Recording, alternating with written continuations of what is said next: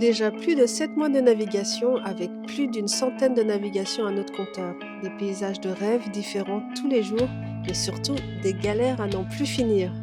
Aujourd'hui, on vous raconte nos 10 pires galères. Bonjour, on est Lucie et Nico. On a quitté nos 17 ans de vie d'expat à Hong Kong fin 2024 pour vivre une aventure sur un voilier sans expérience. Avec ou sans expérience, la vie en bateau n'est jamais toute rose. Mais sans expérience, ça n'aide vraiment pas. Voici le top 10 de nos galères, classées du moins cher au plus cher. Vous aussi, partagez vos galères en commentaire. On veut savoir si on est les seuls à en cumuler autant. Je commence par cette anecdote qui est en fait l'une des plus chères. Mais je commence par celle-là parce qu'elle n'est pas liée au voilier directement. Et pour ceux qui me suivent sur Instagram, vous savez combien j'y tiens à cette caméra 360. Ma caméra 360, c'est ma meilleure amie pour filmer nos naves en mode pro, plan ultra large, effet drone pour voir une bonne partie du voilier, ou pour filmer Nico et moi en plan large, en pleine aventure, sans avoir à installer un trépied ou avoir une troisième personne pour nous filmer. Juste avec mon selfie stick que j'agite comme une baguette magique. Sauf que j'ai subi galère sur galère. D'abord, je l'ai noyé en voulant prendre une vidéo de Nico dans l'eau, à cause d'un clapet que j'ai mal fermé. Et ce n'est pas la première fois. Ma caméra venait d'être réparée il y a 1 an après avoir trempé dans la piscine. Deuxième galère, on est maintenant des SDF. Difficile de se faire livrer sans adresse fixe et impossible de trouver le nouveau modèle en magasin. Mais je suis tellement accro, je suis utilisatrice de caméra 360 depuis 2017, alors on reste un peu plus longuement que prévu à Bastia afin d'attendre la réception de ma caméra dans un point relais, en sachant qu'on partait en Italie depuis Bastia. Il n'y aurait donc plus d'occasion de l'acheter en France. Une fois la caméra 360 reçue, je teste, mais troisième galère, grosse sueur froide, elle ne s'active pas. Encore un problème. Après un long après-midi à discuter avec le SAV, la conclusion tombe, je dois retourner l'appareil. Au final, j'ai dû la commander en ligne pour qu'elle soit livrée dans un magasin de province en Italie. Tout finit bien, je vous recommande vivement cette caméra 360, surtout sur un bateau. Achetez-la avec notre code promo sur insta360.com pour nous soutenir et avoir un accessoire gratuit. Cette anecdote n'est en rien embarrassante, pas comme la prochaine qui est doublement embarrassante. On est à La Ciotat, on décide de sortir nos parents à l'île verte pour une randonnée. C'était au début de notre année sabbatique, on ne mouillait pas, on ne faisait que du port. Pour débarquer sur l'île verte, on décide de mouiller devant l'île. On jette l'ancre après avoir regardé la carte et le type de fond et la profondeur. Une fois prêt à débarquer, on entend un homme hurler avec son mégaphone depuis la berge. Il criait qu'on ne pouvait pas mouiller ici, qu'il y avait des câbles sous-marins et qu'il fallait qu'on regarde notre carte. Il n'avait pas l'air content. Mais c'est en dézoomant qu'on a vu qu'on était effectivement en zone de non-mouillage. Quelle galère! On remonte l'ancre et on se déplace en dehors de cette zone. On rejette l'ancre et on se prépare une deuxième fois à débarquer en annexe, tout content. Sauf que, au même moment, un pêcheur sur son bateau se rapproche de nous en relevant ses filets. On se salue, gros sourire courtois, tout le monde est de bonne humeur. Mais le sourire se tourne en crispation. Le pêcheur s'aperçoit peu à peu, en tirant son filet, que celui-ci est peut-être sous notre bateau et potentiellement sous notre ancre. Là, je ne filme plus parce que je n'en revenais pas d'avoir autant de malchance. Surtout que je sens la tension dans la voix du pêcheur et qu'il est toujours courtois mais un chouïa agacé. Le père de Nico s'imagine déjà lui repayer son filet endommagé. Tout le monde regarde le pêcheur rembobiner son filet. Le suspense est interminable. Et finalement, le verdict tombe. Le pêcheur pense que c'est bon et que son filet n'est pas sous notre ancre, juste empêtré dans notre chaîne. Ça nous a coûté 0 €, heureusement. Tout s'est bien fini, mais c'était tellement embarrassant, surtout 2 fois de suite. Celle-là, c'est sûr, c'était notre anecdote numéro 1 du point de vue de l'embarrassement. D'après vous, c'est de l'inexpérience ou de la pure malchance? Dites-nous en commentaire. En tout cas, la prochaine galère, c'est sûr, c'est de l'inexpérience.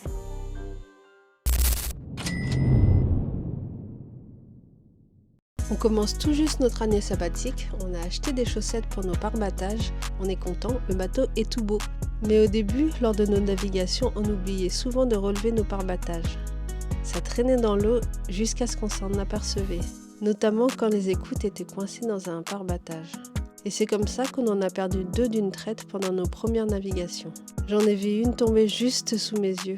Il faut dire que c'est moi qui les ai attachées et je fais le nœud de cabestan simple, le plus facile à détacher et à attacher.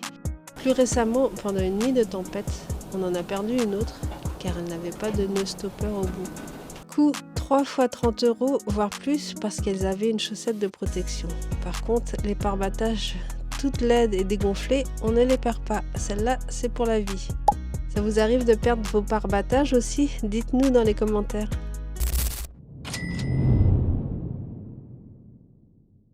Sur mes vlogs journaliers de navigation et mes stories Instagram, je rigolais souvent de mes erreurs de navigation pendant que Nico faisait la sieste et que j'étais de garde. Il arrivait qu'on fasse demi-tour sans s'en apercevoir. Je trouvais ça bizarre parce que je ne suis pas si nulle que ça, mais comme je n'y connaissais rien, je me disais que je n'avais juste pas bien enclenché le bouton autopilote. Ça arrive, surtout avec du vieux matos. Mais après quelques mois, c'est aussi arrivé à Nico. Ça m'a rassurée, mais on ne savait pas ce que c'était. Il n'y a que depuis quelques mois qu'on s'est rendu compte que c'était de la faute d'un malfonctionnement de l'autopilote hydraulique quand il s'est finalement arrêté en pleine navigation pour de bon. On a dû barrer à la main une partie de la navigation et sur des navigations de 4 à 6 heures, c'est fatigant. Nico pense que les charbons étaient usés et ne descendaient pas et qu'il fallait les remplacer. Nico a réparé entre-temps en décollant les charbons du moteur de la pompe. Mais sachant qu'on était maintenant en Italie, difficile de trouver les bonnes pièces détachées. À ce jour, on n'a toujours pas remplacé les charbons, donc coût 0 pour l'instant. Mais sans compter l'installation, cela peut coûter 100 € pour 2 paires de charbon d'origine. La prochaine anecdote est embarrassante, enfin pour moi oui, c'est pour ça que je n'en ai pas parlé dans mes stories sur Instagram. À vous de juger.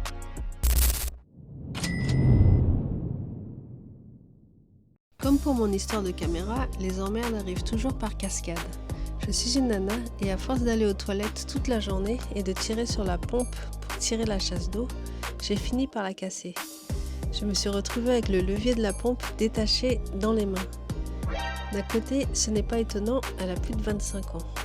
Mais comme on était au mouillage la plupart du temps et qu'on n'est que dans des petits villages paumés en Italie, on n'a pas accès à des magasins d'accastillage. Nico a donc dû réparer le levier juste en le recollant.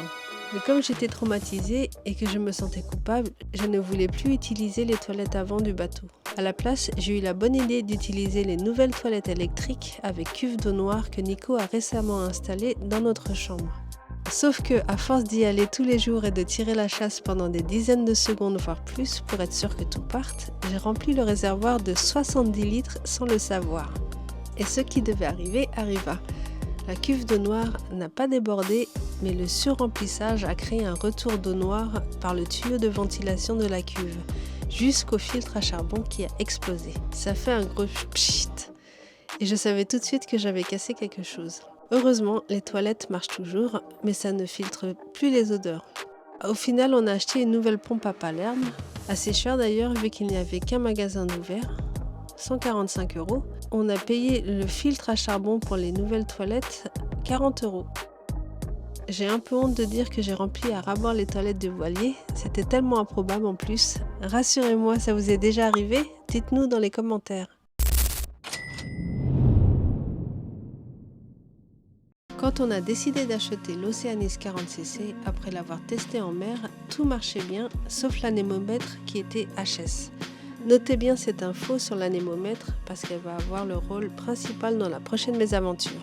Mais on a quand même acheté en toute connaissance de cause. Mais le jour où on est allé chercher notre bateau pour l'emmener en cale sèche afin de finaliser la vente après inspection de la coque, juste 10 jours après, le propriétaire nous annonce que le propulseur d'étrave ne marchait plus d'un seul coup. On n'avait même pas encore signé le bateau que les imprévus ont commencé. Ça nous a coûté 330 € au final. Ouf. Nico a réparé lui-même. On ne le savait pas quand on a signé l'acte d'achat sans réduction de prix, mais un propulseur neuf coûte au moins 3000 € avec installation. Heureusement que ce n'était qu'un problème électrique. Comme promis, le héros de la prochaine galère est l'anémomètre qui s'est trouvé au mauvais endroit au mauvais moment.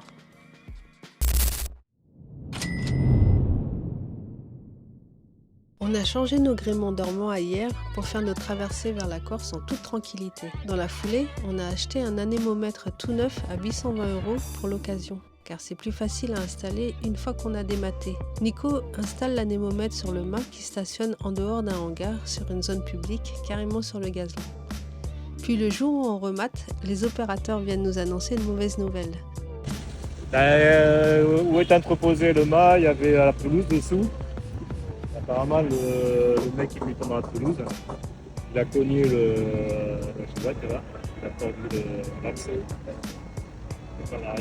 Et dès que le mât était reposé sur le bateau et les fils reconnectés, on s'est empressé de voir si l'anémomètre fonctionnait normalement.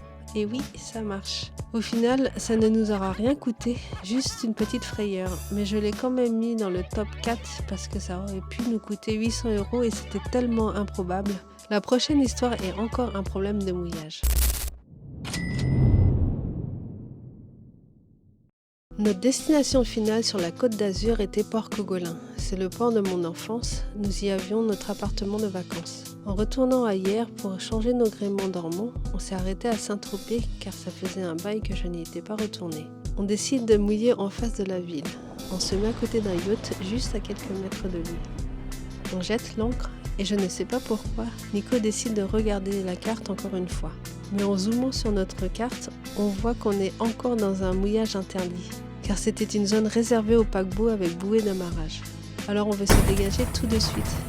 Mais là, l'ancre est coincée et on est à 15 mètres de profondeur. Nico ne plonge pas.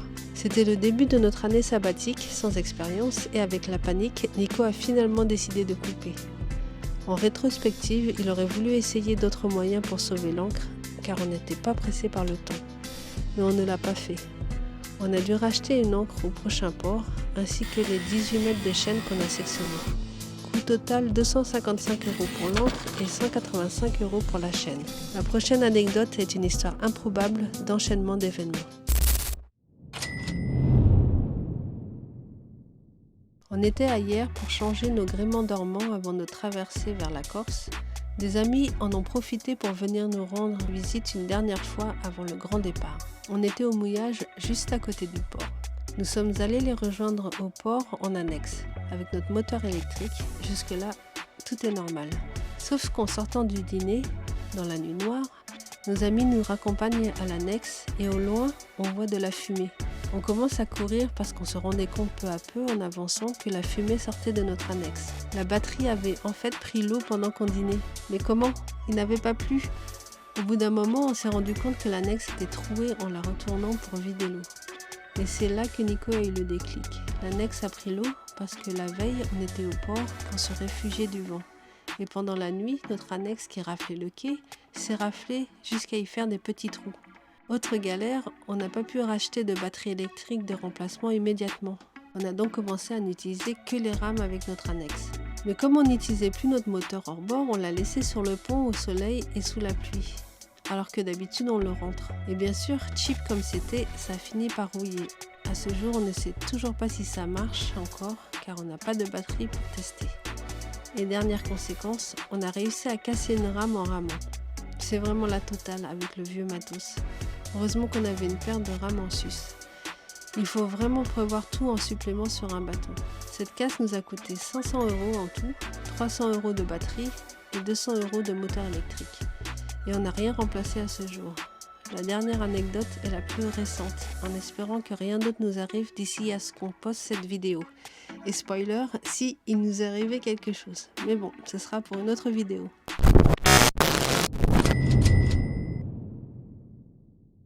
Nico adore son spi qu'il n'hésite pas à utiliser quand on navigue au portant. Malheureusement, on l'a utilisé un jour de septembre où il y avait des rafales soudaines. Juste au moment où on a décidé de le ranger, on s'est pris un coup de rafale à 20 nœuds. À quelques secondes près, on aurait pu éviter ce drame. Surtout qu'il n'y avait pas trop de vent le reste de la navigation. Le spi s'est déchiré aux bordures, ce n'est pas une déchirure au centre de la voile. On s'est dépêché de faire des cotations, car on savait qu'on allait être dans une grande ville, Bari, pendant 3 jours. Ce qu'on ne fait jamais car on bouge généralement tous les jours. On a eu une cotation à 600 € hors taxe, la TVA étant de 22% en Italie. Mais au final, l'entreprise n'était pas disponible pour venir examiner la voile car on est arrivé en plein salon de la voile, sûrement celui de Gênes. À ce jour-là, le SPI est toujours HS. On veut faire réviser notre trinquette et notre génois en priorité, donc peut-être que Nico pensera à réparer le SPI lui-même, avec une machine à coudre. Le prix d'un SPI asymétrique pour un 40 pieds tourne entre 1500 et 3000 euros. Voilà, on a survécu à tout ça et on espère que les 4 prochains mois seront un peu plus calmes. On se dit que peut-être qu'on n'a pas bien tué notre McQueen en changeant le nom du bateau. En tout cas, on ne laisse pas ces événements nous démoraliser. Tant qu'il ne nous arrive rien à nous physiquement, on est content. Si la caméra 360 vous titille, je vous la recommande vivement. Partagez en commentaire vos pires galères en bateau, abonnez-vous pour ne pas rater la suite et likez cette vidéo pour nous soutenir. Suivez-nous aussi sur Instagram, @lifeoncel pour vivre nos aventures en live. Si vous n'avez pas vu l'épisode sur comment on a tué le McQueen, regardez-le ici. Si vous voulez savoir comment nos premières navigations se sont passées, regardez ici. Merci encore de votre soutien, ça nous donne du courage pour faire d'autres vidéos. À bientôt!